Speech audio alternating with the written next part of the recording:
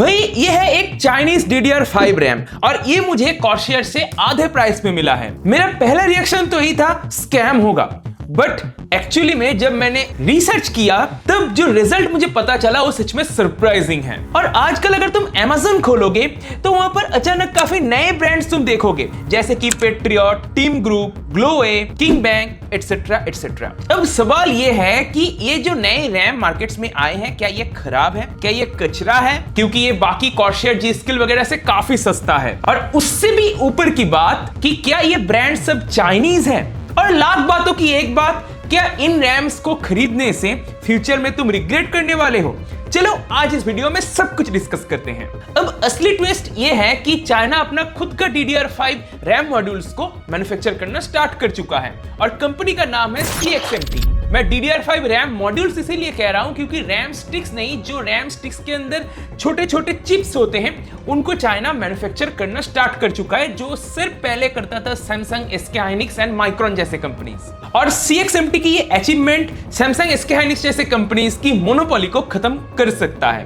But एक दिक्कत है इन चाइनीज रैम मॉड्यूल्स के साथ, वो मैं तुम्हें आगे बताऊंगा। एक चीज नोटिस करने वाली है, जब से CXMT ने रैम मॉड्यूल्स को प्रोडक्शन करना स्टार्ट किया है तब से मार्केट में नए रैम ब्रांड्स की जैसे बौछार आ गई है। कई सारे ब्रांड्स Amazon वगैरह पे दिखने लगे हैं, वो काफी अफोर्डेबल हैं कंपेयर टू जो नोन ब्रांड्स है G-Skill, कॉर्सर या फिर किंगस्टन वगैरह से काफी सस्ता लग रहा है। अब क्या चाइनीज DDR5 रैम्स खराब है? वेल, इसका आंसर मैं कुछ स्टेप्स में तुम्हें समझाता हूं। गेमिंग करनी है, प्रोडक्टिविटी करनी है, तब तो ये बिल्कुल फाइन है, कोई प्रॉब्लम नहीं है इसमें। बट अगर तुम एक्सट्रीम ओवरक्लॉकर हो, 8000 मेगा ट्रांसफर पर सेकंड से बियॉन्ड जाना चाहते हो, तब प्रॉब्लम कर सकती है। मोस्टली रैम ओवरक्लॉकिंग हम और तुम जैसे जो यूजर्स है वो नहीं करते हैं, क्योंकि रैम को ओवरक्लॉक करने से बहुत ज्यादा कुछ बेनिफिट नहीं मिलता। उनके लिए ये जो चाइनीज रैम मॉड्यूल्स है, इनको डेफिनेटली परचेज किया जा सकता है। रैम स्टिक्स जो है चाइनीज, वो डेफिनेटली परचेज किया जा सकता है, जबकि वो 50% कम प्राइस में मिल रही हैं नॉन ब्रांड्स के कंपैरिजन में। स्पेशली अब अगर किसी को पीसी बिल्ड करना है तो इनकी XMP प्रॉपर्ली काम करता है। एक्सपो जो AMD के CPUs के लिए है, वो भी प्रॉपर्ली काम करता है, कोई इशू नहीं है। तो अगर तुम्हें लगता है कि चाइनीज रैम्स को खरीदने से अगर मैं फोटोशॉप खोल दूं तो जस्ट वो रैम एक्सप्लोड कर जाएगा, ऐसा कुछ नहीं होने वाला, प्रॉपर्ली काम करेगा।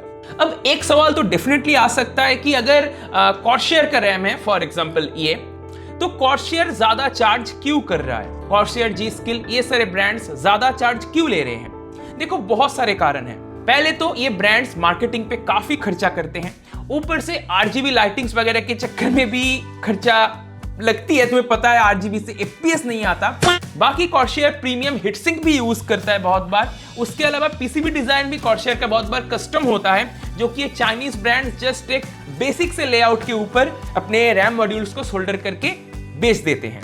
वही काम करता है, एक बेसिक सर्किटरी है, उसी सर्किटरी को फॉलो करता है ये चाइनीज ब्रांड्स। बट जो कॉर्सर, G-Skill वगैरह ये सब जो कंपनीज है, या इनका अपना खुद का R&D टीम है जो रिसर्च करके रैम को और बेहतर कैसे बनाया जा सकता है ये भी कोशिश करते हैं, तो R&D पे भी इनका एक अच्छा खासा इन्वेस्टमेंट रहता है। एंड मोस्ट इंपॉर्टेंट फैक्टर है प्रूवन ओवरक्लॉकिंग, मतलब तुम इन रैम्स को एक्सट्रीम ओवरक्लॉक कर सकते हो एंड ओवरक्लॉकिंग के बाद भी वो रैम स्टेबल रहते हैं और ये इंजीनियर्स के द्वारा टेस्टेड होते हैं, जो कि इन चाइनीज रैम्स के साथ तुम्हें नहीं मिलेगा।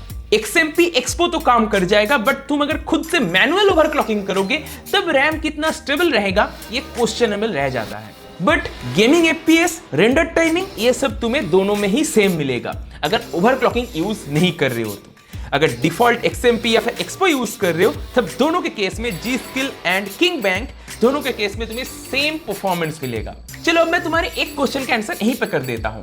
कई सारे रैम ब्रांड्स को तुमने देखा होगा आजकल इंटरनेट पे, Patriot, King Bank, Gloway, Team Group, कई ब्रांड्स हैं। अब इनमें से कुछ ब्रांड्स चाइनीज है, जैसे कि किंग बैंक एंड ग्लोवे जो है ये चाइनीज ब्रांड्स है completely. But team group and patriot ये चाइनीज ब्रांड्स नहीं है। पेट्रियट एक USA की कंपनी है जो कि लगभग 1985 से मार्केट में है।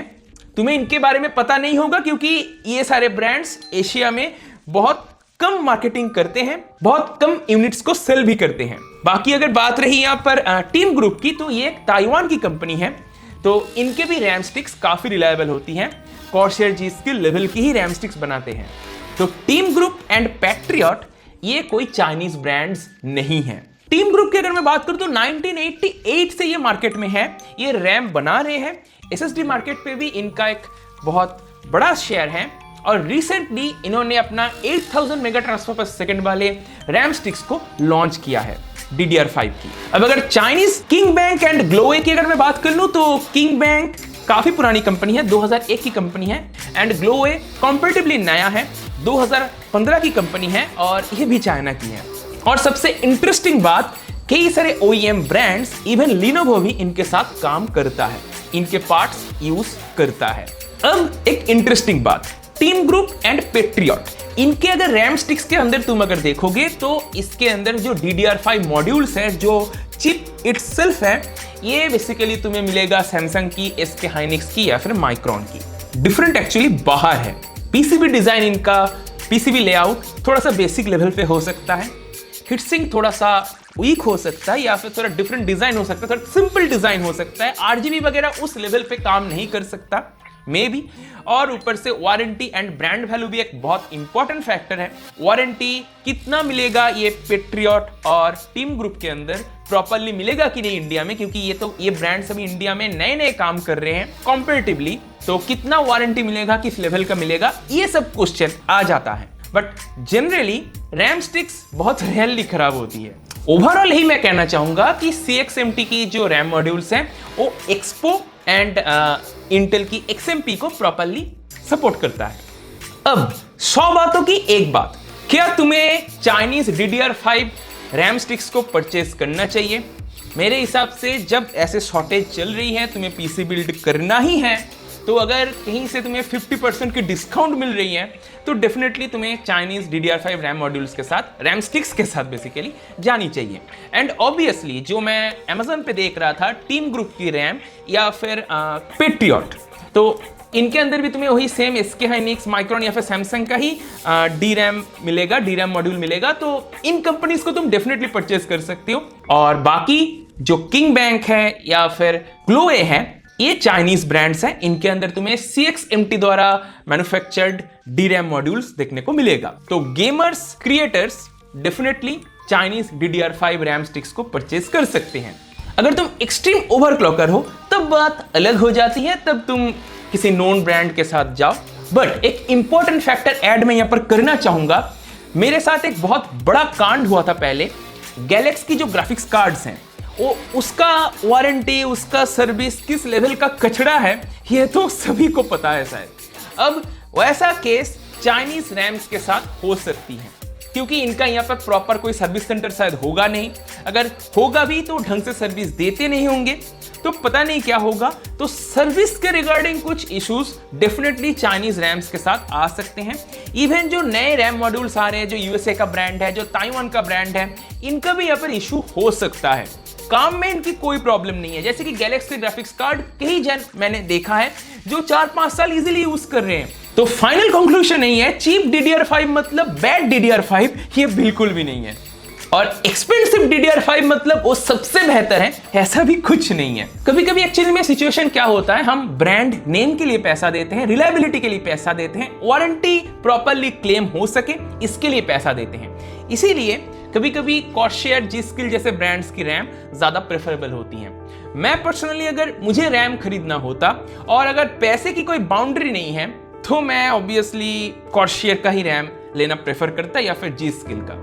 बट अगर पैसा लिमिटेड है और आज ही मुझे PC बिल्ड करना है, जब रैम मार्केट 440% के आसपास बढ़ा हुआ है रैम के प्राइसेस, तब अगर PC बिल्ड करना होता तो शायद मैं ये जो चाइनीज कंपनीज है या फिर ये जो नए कंपनीज हैं जो एशिया, यूरोप एंड चाइना में मार्केट करना स्टार्ट कर रहे हैं, जैसे कि पैट्रियट या फिर टीम ग्रुप वगैरह, इनकी तरफ मैं देख लेता एक बार, क्योंकि इनके रैम्स ऑलमोस्ट 50% सस्ता है, 50% डिस्काउंट में मिल रही है बेसिकली। तो बस अब कमेंट में तुम बताओ तुम्हारे PC में DDR4 रैम है या फिर DDR5 रैम है, और DDR4 से DDR5 में अगर तुम अपग्रेड करते हो तो तुम्हें कितना परफॉर्मेंस बूस्ट मिलेगा, तुम मुझे कमेंट करके बताओ। ये मैंने वीडियोस में कई बार बताया है। चलो देखते हैं कितने लोग सही आंसर देते हैं। बाकी अभी के लिए इतना ही। अगर तुम्हारे मन में कोई सवाल है तो कमेंट करके पूछ सकते हो, मैं उसका रिप्लाई कर दूंगा। चैनल को सब्सक्राइब कर लो, वीडियो को लाइक कर लो। मैंने इस तरह के कई वीडियोस बना रखे हैं। अगर तुम्हें यह समझना है कि DDR5 रैम स्टिक्स की प्राइसेस क्यों 440% के अराउंड मूव कर रहा है, तो ऊपर का वीडियो देखो। और तुम्हारे पीसी में अगर GTA 6 खेलने के बारे में तुम प्लान कर रहे हो तो तुम्हारा प्लान सच में सक्सेसफुल होगा कि नहीं, ये अगर समझना है तो सेकंड वीडियो देखो। अभी के लिए इतना ही। Bye bye.